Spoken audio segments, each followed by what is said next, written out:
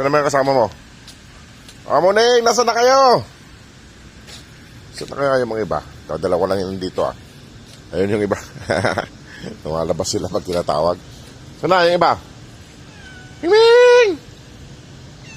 Ayusin ko yung pagkain nyo. Ayusin ko lang yung mga pagkain nyo ng mga boss. Walang ilaw dito ngayon ah. Saglit. Mga nag-aaway pa eh. 5 na nilagyan ko eh no. Magkakahilira yung pinaglagyan ko ng pagkain nila. Nag-aaway pa. Nasaan na iba? Aming Meng! Yan sila mga boss oh. Wala yung iba eh. Ayan oh. Pagkain nila. 1, 2, 3, 4. Oy, punta ka sa kabila. Ayaw niya pumunta doon sa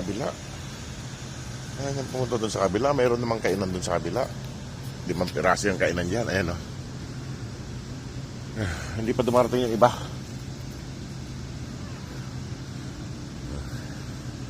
Kamakain na sila mga boss ng almusal. Ay.